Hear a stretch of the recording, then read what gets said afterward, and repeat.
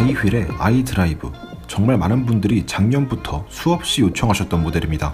싱글 모델은 아쉽게도 리뷰하지 못했지만 그 대신 2017년 신형 제품인 듀얼 모델을 가지고 찾아왔습니다. 그럼 빠르게 살펴보도록 하죠. 아이휠에서 판매하는 아이드라이브 듀얼에 대한 이야기입니다. 아이드라이브는 듀얼 모터에 앞뒤 서스펜션을 장착했음에도 불구하고 25kg이라는 스펙 대비 상대적으로 가벼운 무게를 보여줍니다. 폴딩하는 방식도 조금 특이한데 손이 필요 없이 발로만 접고 펴는 게 가능하죠. 이 부분을 제외한 폴딩 과정은 다른 제품과 크게 다르지 않은데 QR 레버와 핸들 폴딩부의 디자인 등에서 어떻게 생겨 먹어야 사용하기가 편리할지가 조금씩은 신경 써서 만들어졌다는 느낌을 받을 수 있었습니다.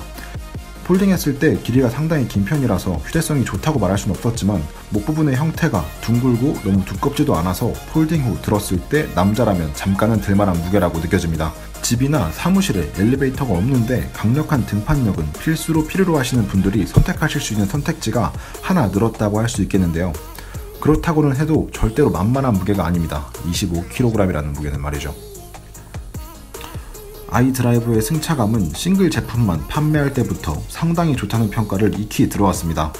앞쪽에는 스프링 서스펜션, 뒤쪽 역시 스프링 서스펜션이 숨겨져 있는데요.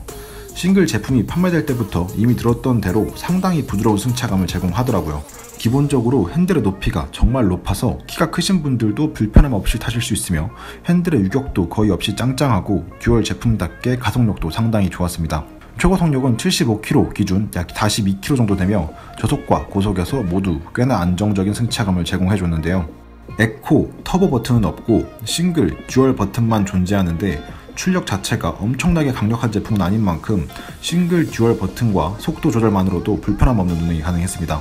개인적으로 주행하면서 핸들을 조향할 때 조금 뻑뻑하다고 느껴지는 게 아쉬웠는데 계속 주행해본 결과 이 제품에 적응하신다면 오히려 다른 제품이 너무 휙휙 돌아간다고 느껴질 수도 있는 만큼 개인적인 호불호의 문제로 남겨두고 넘어가도록 하겠습니다.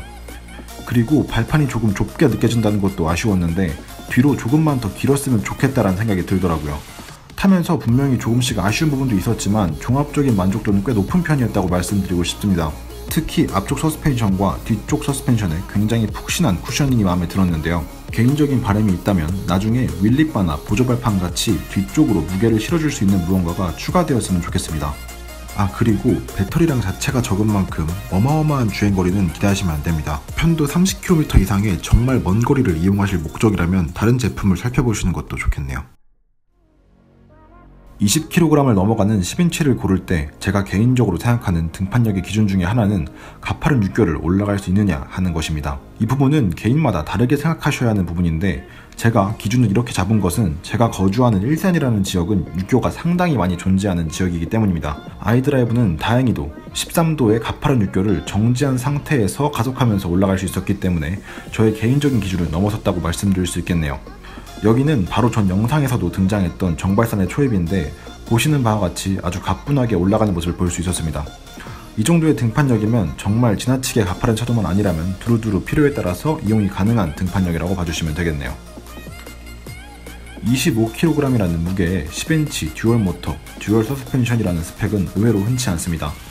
게다가 그 제품의 가격은 100만원 초반, 10인치의 좋은 승차감과 등판력 그리고 주행속도를 적당하게 갖추고 있었으며 무게도 잠깐은 들만했고 디자인도 꽤 준수한 편입니다.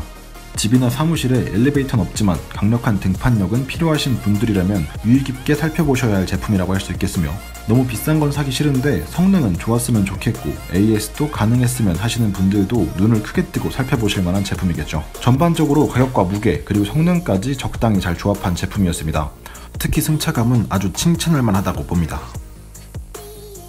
아이드라이브 듀얼은 애초에 컨셉 자체가 적당히 필요한 만큼만 넣어서 적당한 가격으로 만들자 라는 생각으로 제작된 제품처럼 보였습니다.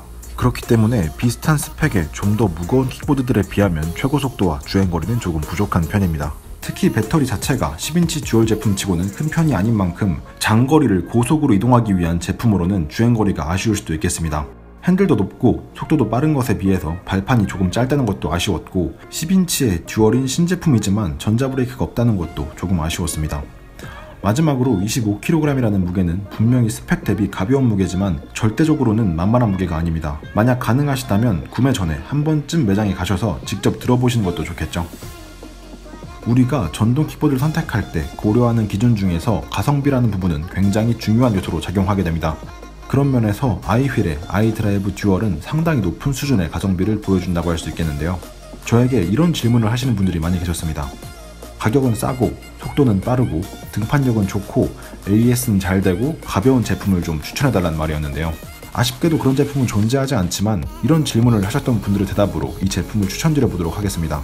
말씀하신 모든 부분을 애매하게라도 충족시켜줄 수 있는 제품이 바로 이 제품이니까 말이죠. 제품에 대한 Q&A는 매주 목요일 오후 8시부터 진행되는 생방송에서 실시간으로 진행합니다. 나가시기 전에 좋아요와 구독 신청 한 번씩 눌러주시는 거 잊지 않으셨죠? 오늘도 감사합니다.